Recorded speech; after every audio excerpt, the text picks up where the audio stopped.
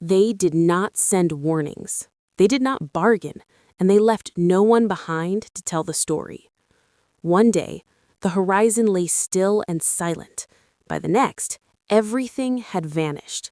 Entire cities were wiped out in a matter of hours, their people cut down without mercy. No one truly understood who these attackers were. All anyone knew was that they came from the east, silent riders moving faster than any army the world had ever seen. They struck with terrifying precision. Arrows flew while their horses were still in full motion. They attacked relentlessly, never pausing, never giving their enemies time to regroup. And just as quickly as they appeared, they were gone, disappearing before any defense could take shape. Fear spread ahead of them like a rumor no one could ignore. Their name began to circulate in whispers, heavy with dread. The Mongols, a nomadic people born from the frozen steppes of Central Asia.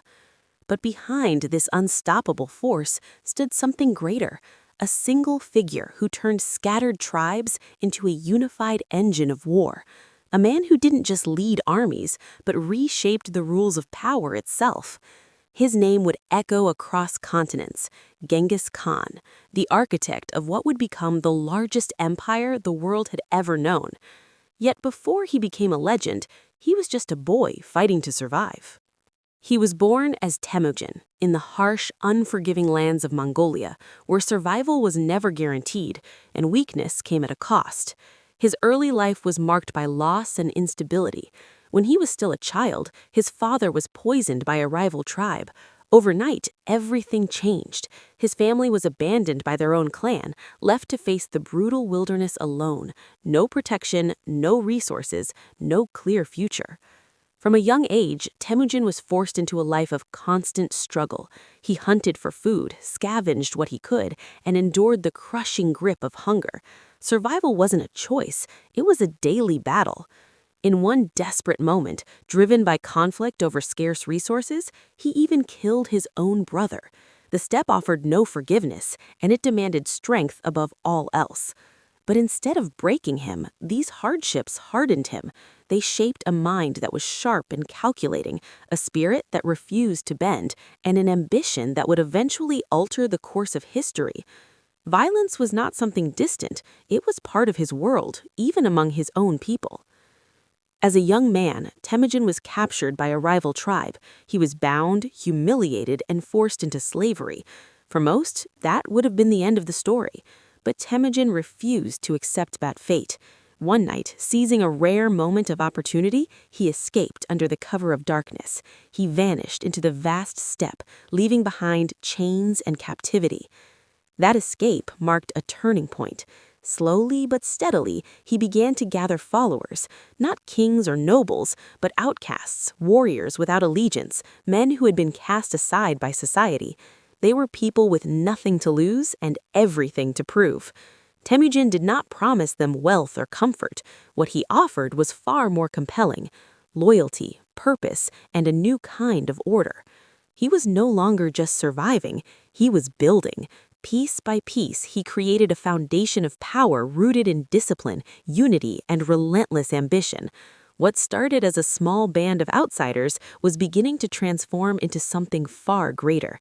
And Temujin, once a forgotten boy of the steppe, was on the path to becoming one of the most formidable leaders in human history.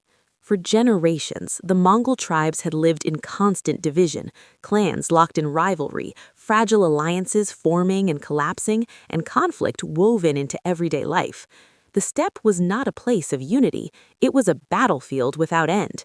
But Temujin saw beyond that chaos. He wasn't interested in ruling just one tribe. His goal was far more ambitious. He wanted to bring them all under a single command. Through calculated alliances, sharp strategy, and overwhelming force in battle, he began to eliminate his rivals one by one.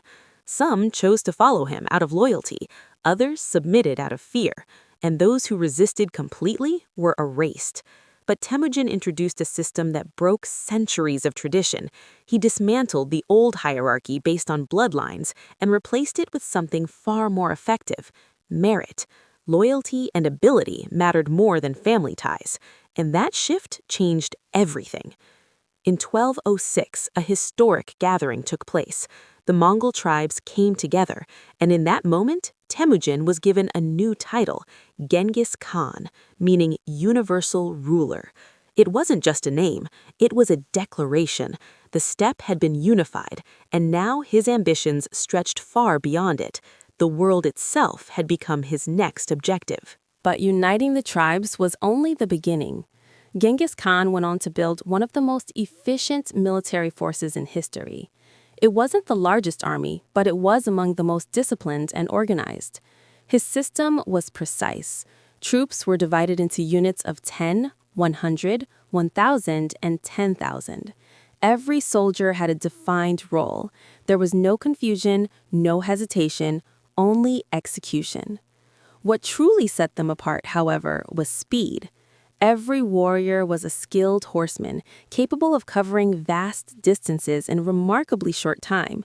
They could strike without warning, appearing where no one expected them. Their tactics were unlike anything their enemies had seen, firing arrows at full gallop, staging fake retreats to lure opponents into deadly traps, and attacking with relentless coordination. They didn't fight like traditional armies. They moved faster, hit harder, and showed no hesitation. Under Genghis Khan, they became a force that seemed impossible to stop. But their dominance wasn't built on weapons alone. Their most powerful tool was psychological warfare. Long before they arrived, fear had already done its work. When a city chose to resist, the consequences were devastating. Total destruction, with no distinction between soldier and civilian. Then, a small number of survivors would be allowed to flee, carrying stories of what had happened. Those stories spread quickly, tales of entire cities wiped out, of mass executions, of an enemy that could not be defeated. Fear traveled faster than the Mongol cavalry, and because of that, many cities surrendered without a fight. Gates were opened, resistance abandoned, all in the hope of avoiding annihilation. The Mongols didn't need to fight every battle. Their reputation had already secured victory. What emerged was not just an empire, but a system built on control, speed, and calculated terror. Once the steppe was firmly under his control, Genghis Khan turned his attention outward. His gaze shifted south toward the wealthy and powerful empires of Asia. His first major target was northern China, a land rich in resources but divided politically. Its cities were protected by massive walls, yet unprepared for an enemy like the Mongols. Instead of slowing down, the Mongols adapted. They learned quickly, adopting siege technologies, working with engineers, and developing new strategies that allowed them to break through fortified defenses. One by one, cities began to fall. Some resisted and paid the ultimate price. From there, the expansion continued into Central Asia. The Khwarezmian Empire, one of the region's strongest powers, was crushed within a few short years. Trade routes, major cities, entire cultures, everything came under Mongol control. What had once been a fragmented collection of tribes on the steppe was now transforming into a vast and unstoppable empire. And even after sweeping across Asia with overwhelming force, the Mongols showed no signs of slowing down. The expansion did not stop at Asia. The Mongol forces pushed further west, crossing mountains, rivers, and endless plains until they reached the edges of Europe. What stood before them was a continent unprepared for what was coming. European kingdoms had never faced an enemy like this. They didn't understand their tactics, their speed, or how to effectively respond. In 1241, that gap in understanding turned into disaster. Mongol armies crushed European forces in decisive battles such as Legnica and Mohi. Heavily armored knights, symbols of strength and dominance, were outmaneuvered and outclassed. Their weight slowed them down, while the Mongols struck with precision and mobility. Entire cities fell in rapid succession. Panic spread across the continent as the scale of the threat became clear. To many, it felt like facing an unstoppable force, an army that appeared without warning and left destruction in its wake. Europe braced for total collapse. But just as the Mongols seemed ready to push deeper and potentially change the course of European history, something unexpected happened. they withdrew. There was no decisive defeat, no clear military resistance that forced them back. Instead, the reason lay far beyond Europe's borders. The Great Khan had died, and Mongol leaders were required to return home to decide who would inherit control of the empire. It was a political necessity that overrode even their most successful military campaign. In that moment, Europe was spared, not by strength or strategy, but by circumstance. Timing, more than anything else, shifted the outcome. In just a few decades, the Mongols had achieved what no civilization before them had managed. They built the largest contiguous land empire in human history. Their control stretched from China to Eastern Europe, from Siberia to the Middle East. Millions of people, cultures, and territories were brought under a single rule. Yet the Mongol Empire was not defined by destruction alone. Once control was established, a different phase began. Stability replaced chaos across vast regions. Trade routes became safer, allowing merchants, diplomats, and travelers to move across continents with a level of security that had never existed before. This period became known as the Pax Mongolica, a time when East and West were more connected than ever. Goods, ideas, technologies, and cultures flowed along these routes, reshaping societies on both sides. The world, in many ways, became more interconnected, more accessible, and more aware of itself. What began as a coalition of nomadic horsemen had transformed into an empire that linked entire continents. In 1227, while leading yet another military campaign, Genghis Khan died. The exact cause remains uncertain. Some accounts suggest he was injured in battle. Others point to illness. Over time, stories and legends have only deepened the mystery surrounding his final days. But one detail stands out with clarity. His death was kept secret. For days, his army continued its advance as if nothing had happened. There was no pause, no visible disruption.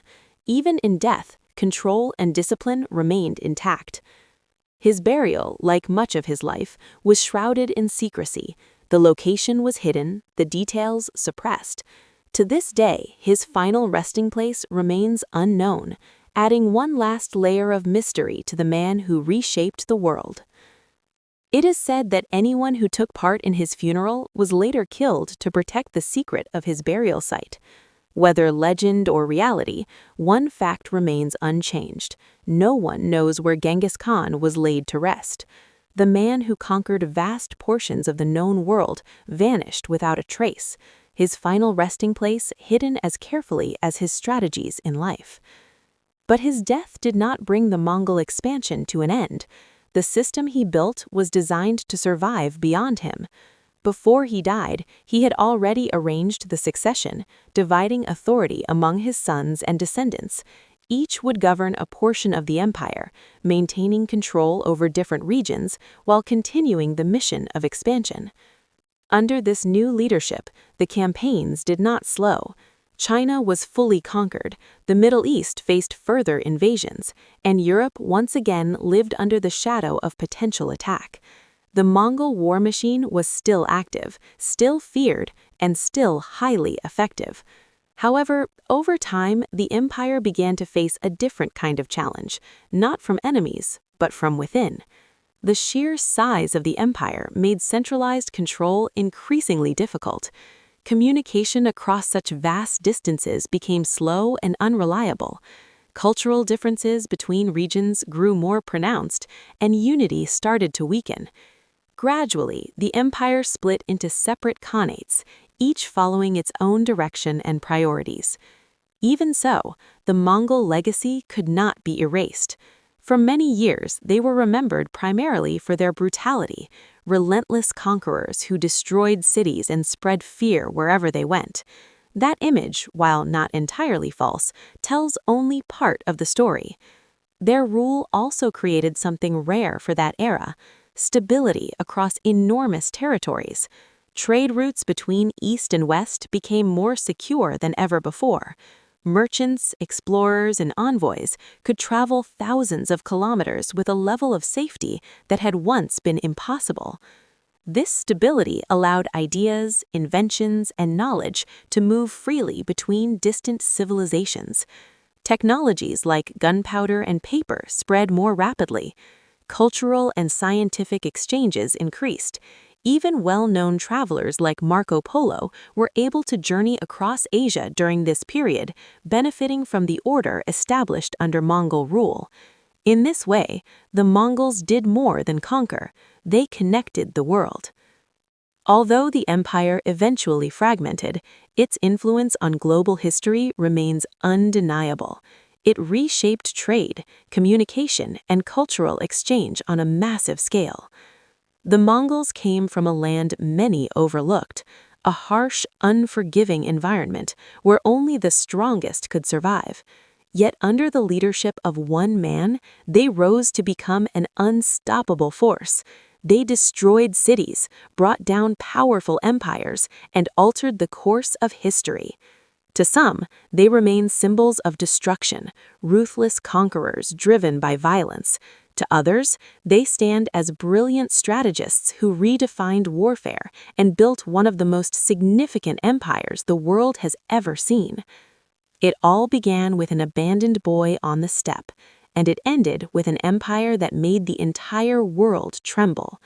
An empire that inspired fear, reshaped continents, and left behind a legacy still studied today: the Mongol Empire of Genghis Khan.